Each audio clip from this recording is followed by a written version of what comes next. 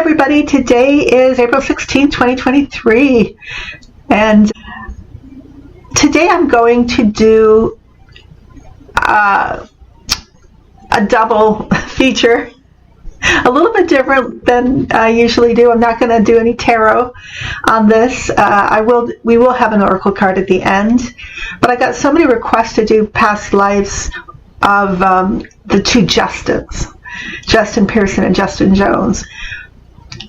And then I started asking my guides, and then they started to show me, and I decided instead of doing two separate features on this, I would just do one, but then that means it could be extremely long because of all of the information on these people, both, mainly, past, because the present ones are so young.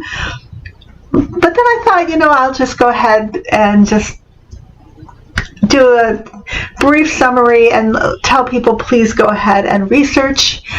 You probably, a lot of you already know more than I do about these people. And I'll just get into it. I'll do the best I can. We're still getting an oracle card at the end, but no tarot on this. I'm just telling you what my guides showed me and what I then found from researching.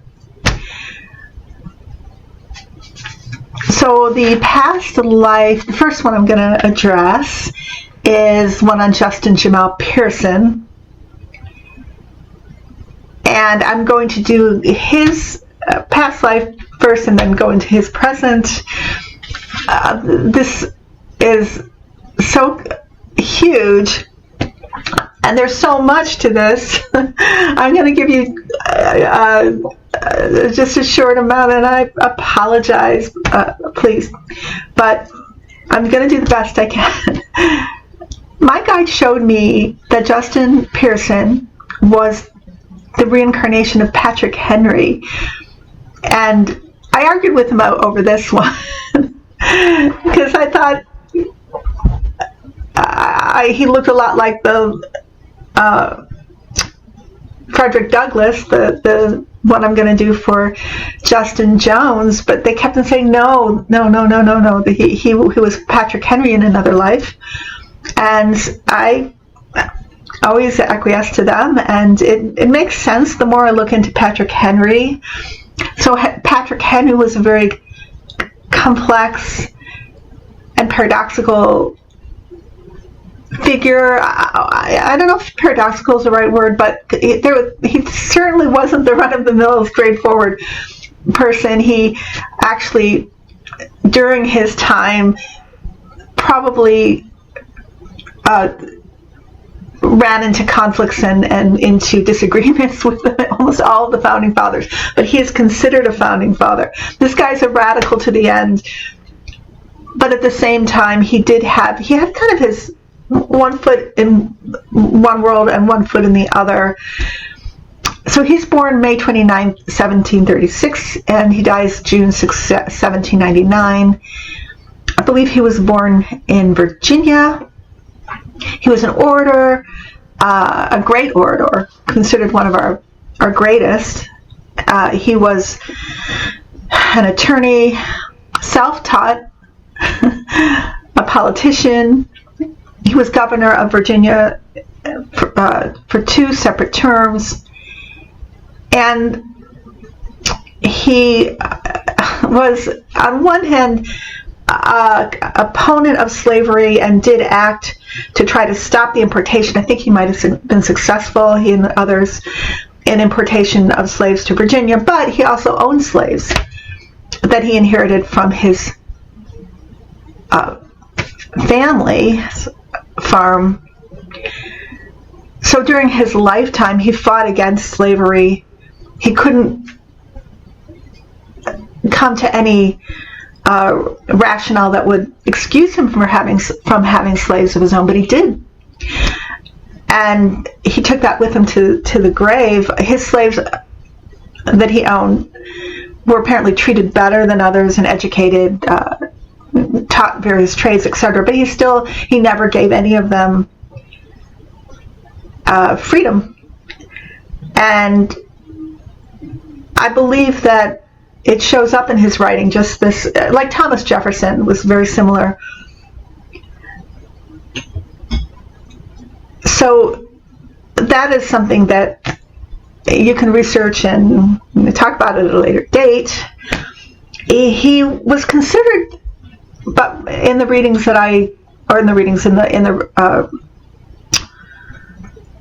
in the histories that I read, to almost be the founding father, meaning that without him, we may not have had the War of Independence. That he did key things, he made key speeches, he advocated in fundamental ways to get it off the ground and to get people motivated and into the mindset of freeing the continent from the royalists, from the king. But interestingly enough, also, he, although offered to run for various high positions and nominated to various high positions in the government, he rejected those nominations because he did not like the idea of the federal government becoming tyrannical, becoming this block of control. And he actually fought against the ratification of the Constitution, even at odds with George Washington, who he had been friends with, because he was worried that it wasn't giving enough freedom to the states. But then, after it was ratified, he did support it. But he was very idealistic, and he supported this vision of a freer society. He was an advocate of a free society, of religious liberty, and he died. I don't know if he died in debt. I do believe that one of the reasons, however, that he couldn't shake the ownership of slavery off, although he obviously would have been, should have morally, was that he economically he was in debt a lot of during his life, and this was his mainstay of economic independence, and maybe I think maybe that's why, and I'm not excusing it, but I think maybe that's why he fought with the desire to free the people that he owned, he had ownership over, and the economic necessity to keep them because he could not live without them. So there's irony there. Such an interesting person. I am not giving him justice. He's the one who, give me liberty or give me death, that rousing declaration was ascribed to. And I believe that the reason he reincarnated as Justin Pearson was to make things right with the world, with himself. So he came in as an African-American activist and politician, born January 7th, 1995. I'm not saying he didn't have any lives in between Justin and that one. He could have had several in between, but I believe that he chose to reincarnate as Justin Pearson to take his liberalism and his radicalism beyond where he could in that lifetime, and to make things right, to ratify things. So here's Justin Jamal Pearson, born January 7th, 1995. I'm reading from Wikipedia, summarizing. He's an American activist and politician, and we all know now he's a member of the Tennessee House of Representatives. He kicked out on the 6th of April, but I think only 5 days later or so reinstated. And that was fantastic. He was unanimously voted by his the legislative board in Memphis, who he represents, back. He came back, and he's an amazing speaker. I mean, he just gives me chills. And everybody I know who saw him, the ones who suggested I do these past lives, went, who is that? Who was he? Because we all kind of recognize this old soul, right? And that expulsion was because he and his two other colleagues protested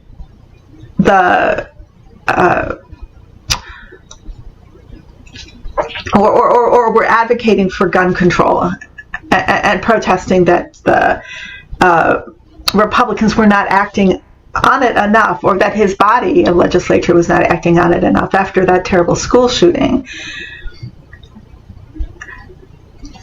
So he's the second youngest lawmaker serving in the Tennessee House of Representatives at 28, according to Wikipedia. He's born in Memphis, Tennessee. Father's a preacher, mother's a teacher. At 11 years old, his family moves to Washington, D.C. His father's pursuing a master's degree at Howard University there, and then 4 years later they moved back to Memphis. And he's appalled at the underfunding of his school in his high school, Mitchell High School, and he does something about it. He becomes active in student government, lobbies for textbooks and AP classes, joins the debate team. Wow. That would have been something to see. And graduated valedictorian of his high school class.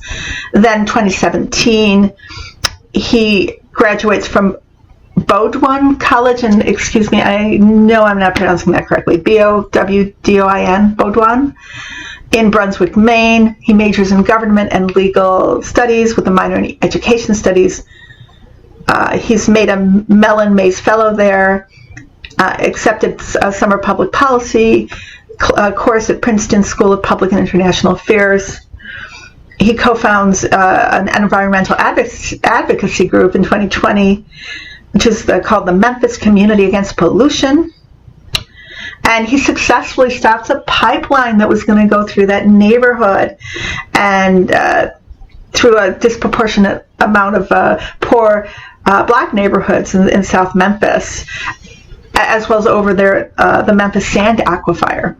So an aquifer is a source of pure water, and it's essential, of course, for life. And if it gets polluted, it is very destructive to our drinking water. We try to protect our aquifers. And then he ran in a Democratic primary for special election to succeed Barbara Cooper, who died at 93 years old, October 25th, 2022. So he wins that, and he is unanimously appointed and sworn into the vacant office March 24th, 2023. And then look what happened. So some of his background here: following the killing of Tyree Nichols, a black photographer assaulted by Memphis police during a January 2023 traffic stop, Pearson stated that he intended to introduce a bill to prevent police officers with criminal records from transferring across departments. And he wanted to serve on the Criminal Justice Committee of the Tennessee House of Representatives. So here he is, and oh my God. Did he ruffle the feathers of the Republican members, or did he not? And the rest is history, as they say. I wonder what you think about this. There are similarities. They're both radical. They're both great orators. They both believe in taking action and in inspiring huge or inspiring movements to challenge the status quo. They believe, if you look at their beliefs, and there's some of their statements are very similar. I'm just going to have you go ahead and do that, because there are similar veins in both. So I can see one lifetime flowing into the other to continue this work of helping humans in their evolutionary journey to becoming, in this country anyway, a fair, juster country. And it's always so interesting, this kind of work. And I'm not saying it's written in stone. It's just what my guide showed me. You have a right to say, no, wait a minute, what the heck are you talking about? That doesn't make any sense. But I did argue with my guides about it several times, and they won. And I can see their point. The next past life reading I'm going to do, that my guides gave me, was the one on Justin Shea Bautista Jones, born August 25th, 1995. Another young Tennessee congressperson representing Nashville. And my guides showed me that he was reincarnation of Frederick Douglass. Another one that, oh my God, there could be books and books, movies upon movies made about him. I just cannot do him justice.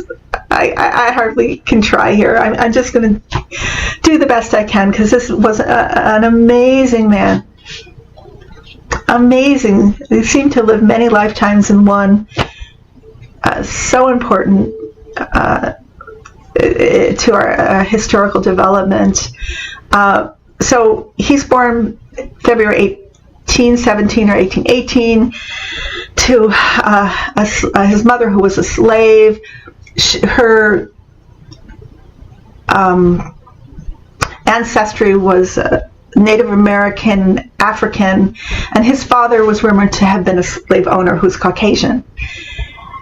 And in Wikipedia, he is noted as an American social reformer, abolitionist, suffragist, orator, writer, statesman, diplomat. And I'll put down scholar. I'm going to interject that there. Known for his oratory and incisive anti-slavery writings, believed in dialogue, making alliances across racial and ideological divisions, as well as in liberal values of the U.S. Constitution. And this quote I noted and I jotted down. I would stand united with anybody to do right and nobody to do wrong. And so with Jones, he's born in Oakland, California, August 25th, 1995, to a Filipino mother and an African-American father.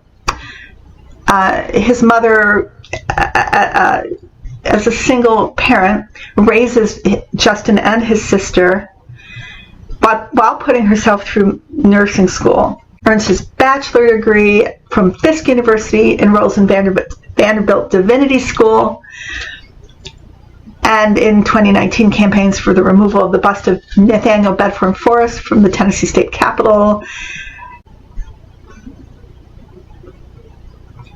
So it says here, in 2019, Jones announces his candidacy for United States House of Representatives in Tennessee's 5th Congressional District against Jim Cooper in the 2020 elections, but he didn't have enough valid signatures to get on the ballot.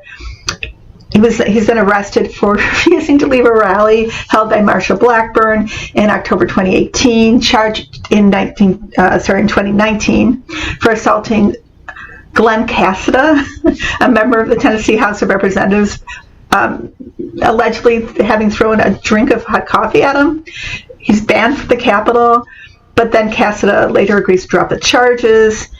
In 2020, he organizes a 62-day sit-in protest for racial justice outside the state capitol after the murder of George Floyd.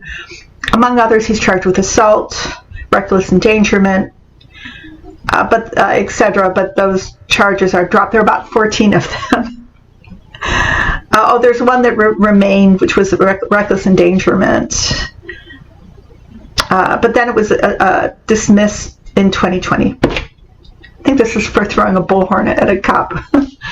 So he doesn't look like the firebrand. I always thought that Justin Pearson was more of the firebrand like that, but no, Justin Jones, my goodness.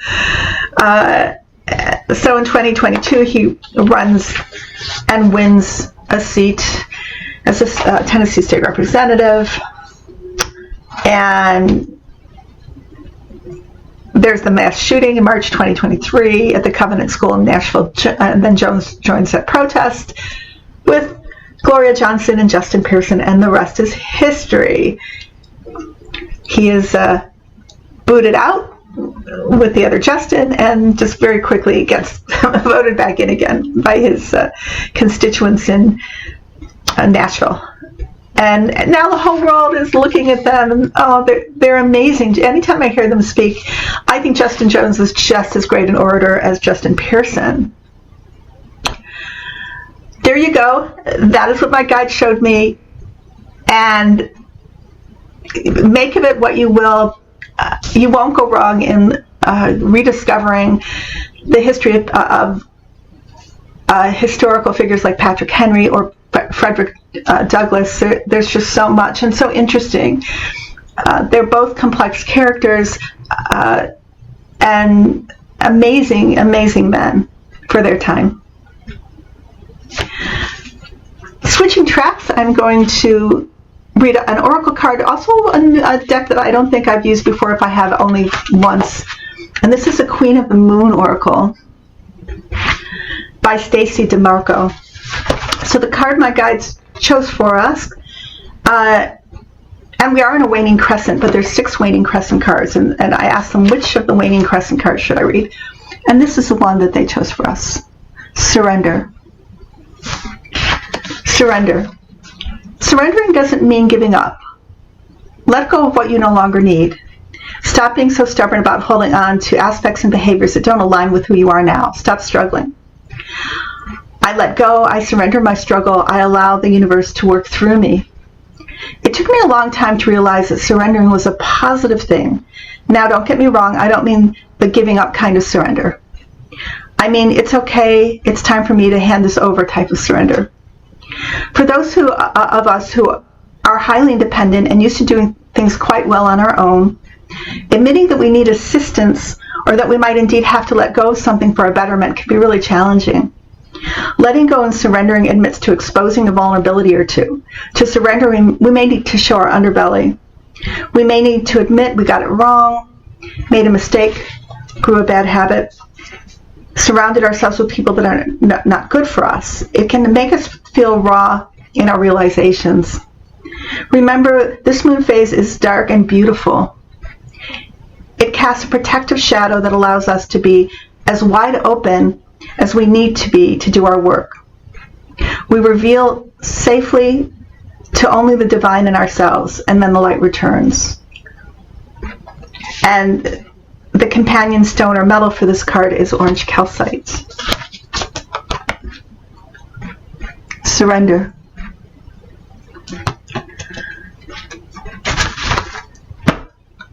At this point in the video, I remind people I am available for personal readings, anything in the past, anything, past lives, anything in the present life. I am a medium, and I love to introduce you to your guardian angels.